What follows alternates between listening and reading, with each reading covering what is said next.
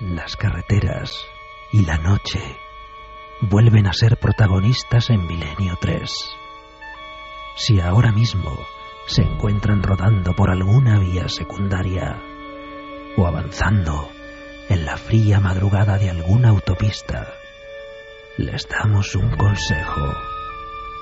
Abran bien los ojos y, ante todo, afinen su oído para escuchar lo que viene a continuación. Da la casualidad, y lo hemos contado y lo hemos incluso filmado en Cuarto Milenio, y muchos de los que compartís ambos programas sabéis que hay una carretera que es la carretera de las ánimas, la carretera que recorrimos una y mil veces en esos 20 días en el desierto de Chile. Es una carretera colapsada por las cruces y los recuerdos y las historias y los fantasmas. Una carretera con un índice de mortalidad que es la mayor de América. Una carretera donde los camiones cargados con los minerales que llegan de Bolivia van cruzando, a veces con una ligera, no llovizna, sino una especie como de tormenta de arena. 2 carriles, curvas, y en cada recta y en cada curva 2 palos en cruz, a veces una botita de niño, a veces un juguete descabezado, el recuerdo de los que hayan dejado la vida. Es una carretera absolutamente espectral. Yo no he visto nada así en mi vida. La planicie eterna, el calor y la sensación de que la muerte impera en todos esos dominios. La sorpresa nuestra, que como venimos de la prehistoria nos hemos encontrado con tantas cosas que nos han llamado la atención, nos hemos puesto a trabajar de inmediato, es que en esa carretera y en otra, han pasado cosas que han convulsionado a Chile, cosas que tienen que ver con una aparición. Es lo que le faltaba a ese lugar. Se hablaba de la mujer suicida que se aparecía en un cruce, se hablaba de historias sangrientas, hay casos de mendigos que andando por esa carretera llegaron a las últimas salitreras y mataron a los últimos pobladores, hay casos de enterrados vivos en algunos de los cementerios de las salitreras. Es un lugar potente. Bueno, pues ha pasado algo. Han pasado varias cosas en esa misma carretera, Iker, y en muy poco tiempo. Vamos a empezar con una de las fotografías que más está dando que hablar. Hay un accidente precisamente en esa carretera en el que hay 2 camiones siniestrados. En uno de ellos viaja Fernando Guerrero Tapia. Este hombre de mediana edad, junto con su compañero, fallecen en ese terrible accidente. Y es entonces cuando se presentan allí las fuerzas de seguridad, algunos de sus amigos, también conductores de camión, y las fuerzas de seguridad, mientras están haciendo fotografías, se dan cuenta, al revelarlas, que hay algo en esas fotografías que no casa. Las propias fuerzas de seguridad que están haciendo, digamos, el reportaje del siniestro. Efectivamente. Están haciendo el reportaje del siniestro, están haciendo diversas fotografías de cómo han quedado los vehículos siniestrados, de cómo han quedado también los cadáveres que están en la carretera. Recordemos que esa carretera por la cual hemos viajado, la carretera maldita, que la llaman en Chile, es terrible por la cantidad de accidentes que se producen diariamente. Pues bien, se ve cómo en esa fotografía se ve cómo están los cuerpos y cómo sobre uno de los cuerpos hay una especie de personaje semitransparente del que se puede vislumbrar que tiene todavía unos pantalones bermudas, o sea, una especie de camisa, no es una sombra, y un chaleco. Bueno, yo en un principio pienso que se puede tratar de alguien que ha pasado en ese momento, como hemos visto en muchísimas fotografías que nos mandan nuestros oyentes y televidentes, que en el último momento pasa alguien, la cámara, la óptica, capta solamente su estela, pero no tiene nada más allá de lo normal. El caso es que la ropa coincide totalmente con la que llevaba el muerto. Recordemos la película Ghost, cómo él sale del cuerpo y se ve como si estuviera en el suelo, pues es exactamente igual. Fíjate, Iker, tenemos incluso la voz de Ingrid Stevens, que es una de las primeras personas que acude en ayuda de estos 2 camioneros cuando se ha producido el siniestro. Es bastante impresionante porque todas las personas que estuvimos arriba cuando se produjo el accidente realmente sentíamos una carga en el ambiente.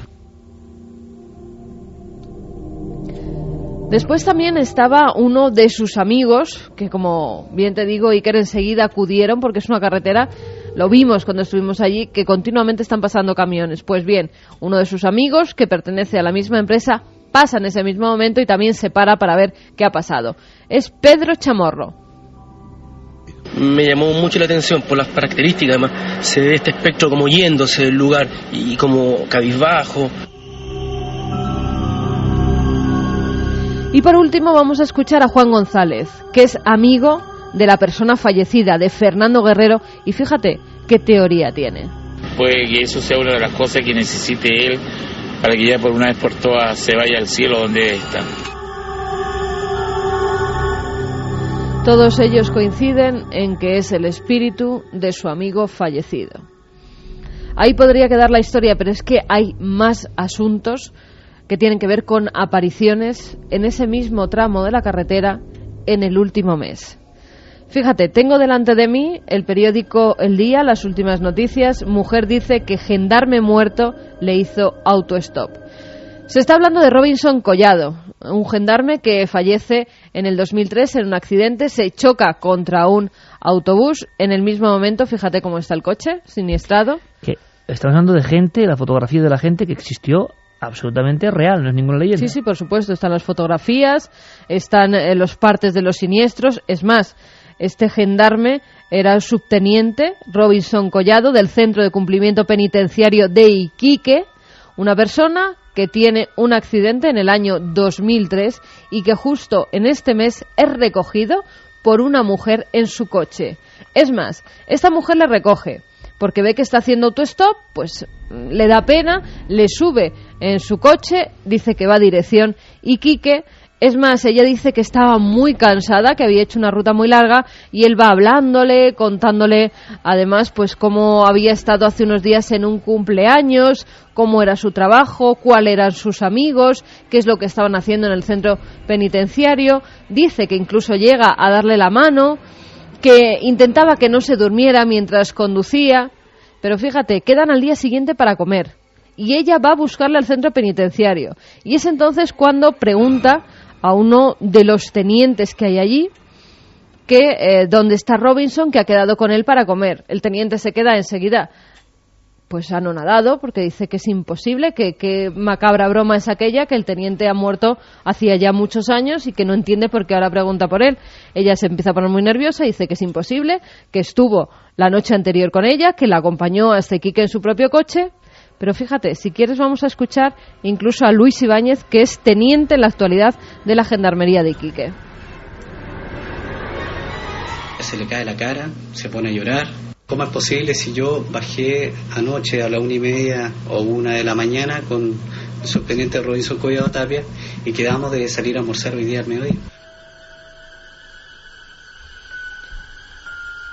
Pues esas son las palabras del teniente Luis Ibáñez, que no se podía creer lo que estaba viviendo. La mujer reconoce enseguida a las fotografías que tienen allí, le empiezan a enseñar anuarios donde estaban todos los compañeros, empieza a contar historias que solo podían conocer entre los compañeros y alguien que los hubiera vivido, como Robinson Collado, el fallecido.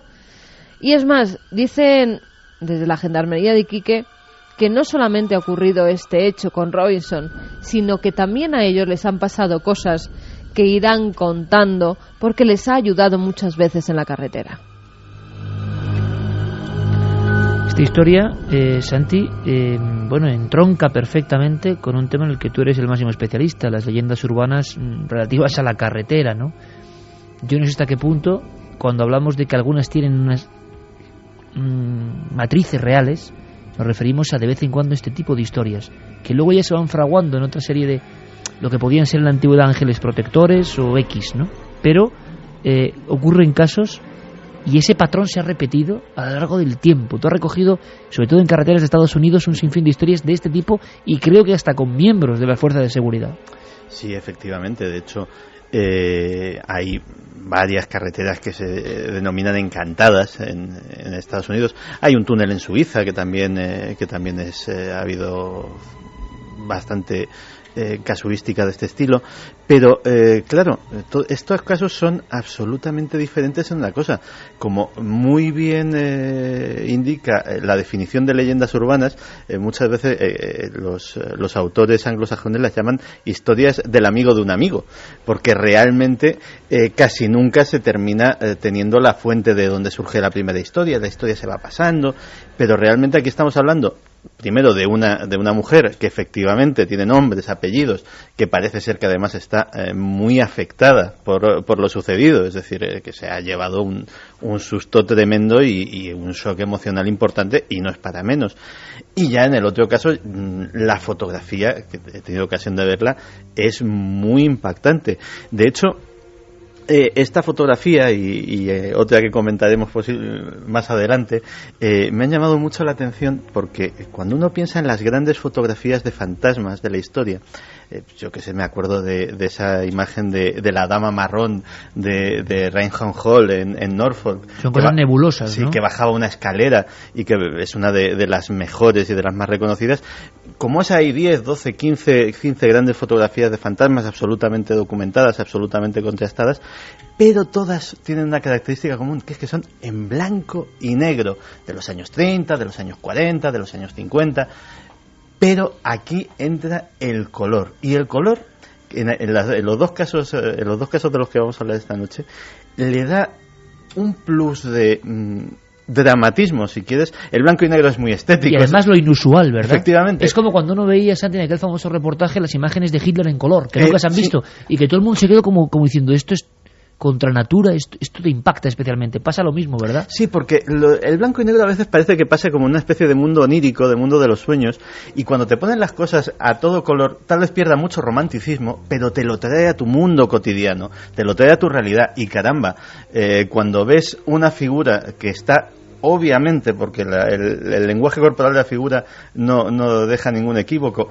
mirando su propio cadáver, o cuando ves un rostro del que hablaremos luego y lo ves con todo su detalle, con todos sus colores, con una cierta cualidad distorsionada, pero absolutamente tangible. Caramba, dices, bueno, pues pierde ese romanticismo del blanco y negro, pero lo hace más tangible, lo hace más tocable con la mano. Lo suscribo punto por punto. Antes de conectar con Guillermo León, para que nos explique qué ha visto él, hay que decir, Carmen, que ya lo va a volcar, o lo está volcando, en ikerjiménez.com. ¿Qué vemos en esa foto del caso de Chile, así como en retrato robot, para que la gente se lo imagine muy bien? El cuerpo tumbado, el coche y la figura como emergiendo del centro del cuerpo. Estamos viendo el camión, está ya tapado el cadáver, uno de los cadáveres, porque fueron los fallecidos, él y su compañero. El cadáver está tapado y justamente lo que sería la cabeza del fallecido, justo encima de la cabeza hay una figura masculina vestida como iba vestido el fallecido, con un chaleco, con una camisa de manga corta, con unas bermudas, y siempre con la cabeza mirando hacia abajo. ¿Se le ve el cabello? Hacia el que sería su propio cuerpo. Lleva el cabello corto y parece que es oscuro, que es un hombre moreno, de edad más o menos como la que él tenía, y también con las características físicas según sus amigos que él mismo poseía, con barriguilla, bastante gordito, tal y como era él. 3:25 en esta noche de salto espacio-temporal. Don Guillermo León, buenas noches. Buenas noches, compañero. ¿Qué tal? Bueno, allí en tus delegaciones de la NASA de Sevilla, rodeado de ordenadores, de computadores y de un sinfín de cosas, que la gente no se impaciente porque va a ir pudiendo ver estos documentos. ¿Qué te han parecido, Guillermo? A vuela pluma, imagino que el análisis tiene que ser muy rápido. Esta foto que nos ha sorprendido, con nombres, con apellidos, en Chile, y tan inusual, ¿no? En color, y esa sombra que parece emerger de un cuerpo, como si fuera un análisis en vivo de Cuarto Milenio. ¿Qué ves? Bueno, quizás sea de las fotografías que son más difíciles de dar una solución, ¿no? Precisamente por eso, ¿no? Porque es tan evidente que fotográficamente pues poco más podemos aportar, ¿no? La fuerza del documento pues quita cualquier otra explicación, ¿no? A mí me llama la atención, bueno, pues que quizás sea demasiado clara, ¿no? Y que lo que apuntaba Carmen al principio, ¿no?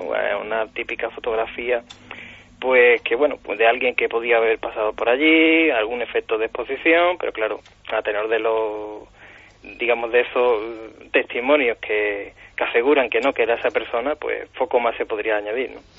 O sea, tenemos una foto, hay que analizarla muy pacientemente, que puede ser alguien más y que no sea realmente el imperfecto, o imaginaos que es la foto de alguien que se parece y que la gente en la emoción de todo este acontecimiento dicen es él, es como un contagio, ¿no? Ahí tenemos la gran duda.